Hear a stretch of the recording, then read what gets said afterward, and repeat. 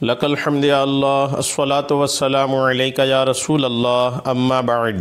سلسلہ ہے ہمارے ویڈیوز کے کمنٹ میں کیے ہوئے سوالوں کے جواب کا۔ ایک ہمارے ناظرین میں سے انہوں نے سوال کیا ہے کہ غسل میں استنجا کی جگہ دھونے کے بعد بدن کی دوسری جگہ جیسے پیٹ، چہرہ وغیرہ پر صابن لگایا اور بالٹی سے پانی بہایا تو وہ جگہ پاک ہو جائے گی یا ہاتھ ملنا پڑے گا؟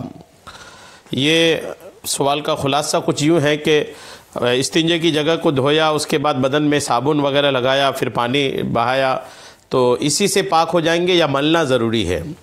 ملنا ضروری ہے یا صابن لگا کر پانی بہا دینے سے ہی پاک ہو جائیں گے؟ اس تعلق سے ہمارے بھائی نے سوال کیا ہے۔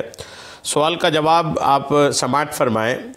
دراصل اگر بدن میں کہیں پر نجاست ہے، بدن میں اگر کہیں پر ناپاکی لگی ہے، تو ضروری یہ ہے کہ صرف صابن لگایا اور پانی بہا دیا تو اس کے بعد بھی اگر نجاست کے اثرات باقی ہیں تو ملنا پڑے گا۔ ضروری اس چیز کو دھیان رکھا جائے کہ بدن میں اگر کہیں نجاست لگی ہے تو اس نجاست کے اثرات ختم ہونی چاہیے، اس کی نشانیاں ختم ہونی چاہیے۔ وہ دکھنے والی نجاست اگر ہے تو جب تک وہ نجاست دکھ رہی ہے بدن میں، چاہے 100 بالٹی پانی کیوں نہ بہا لے، 10 صابن کیوں نہ لگا لے، اگر نجاست کی اثرات دکھ رہے ہیں تو پھر تب تک پاک نہیں ہوں گے جب تک کہ وہ نجاست کے اثرات ہیں۔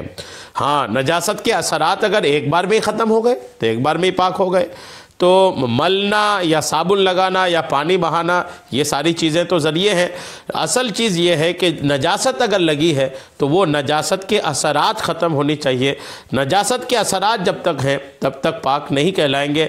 نجاست کے اثرات ایک بار میں دور ہو جائے تو ایک بار میں پاک، جتنے بار میں دور ہو، اگر صابن لگا کے اور پانی بہانے سے ہی پاک، اگر نجاست کے اثرات ختم ہو گئے تو پاک ہو گئے، اور اگر صابن اور پانی کے بعد بھی نجاست بچے ہیں تو ملنا پڑے گا، اور ایک بار ملنے سے اگر نجاست کی نشانیاں ختم ہو گئی تو پاک، ایک بار ملنے کے بعد بھی ختم نہیں تو دوبارہ ملیے۔ اصل چیز یہ ہے کہ جو نجاست کے اثرات ہیں وہ ختم ہونی چاہیے، اور اگر نجاست نہیں ہے، ناپاکی نہیں ہے، ویسے ہی استنجے کی جگہ کو دھویا تو پھر یہ ہے کہ اگر نجاست ہے یہ نہیں ہے، ناپاک نہیں ہے، کوئی نجاست نہیں لگی ہے، بلکہ یوں ہی غسل کر رہے ہیں، تب پھر تو یہ ہے کہ پاکی ناپاکی کا کوئی معاملہ ہی نہیں ہے۔ جتنا مناسب پانی ہو اتنا بہائیں، صابن لگائیں اور صفائی کر کے باہر آ جائیں۔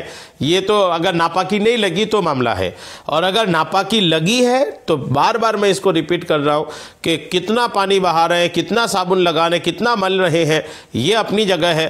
اصل چیز یہ ہے کہ وہ نجاست کے اثرات ختم ہونی چاہیے۔ اس کو توجہ سے سن کے سمجھ لیجئے گا۔ اللہ تبارک و تعالی ہم سب کو سننے سے کہیں زیادہ عمل کی توفیق عطا فرمائے۔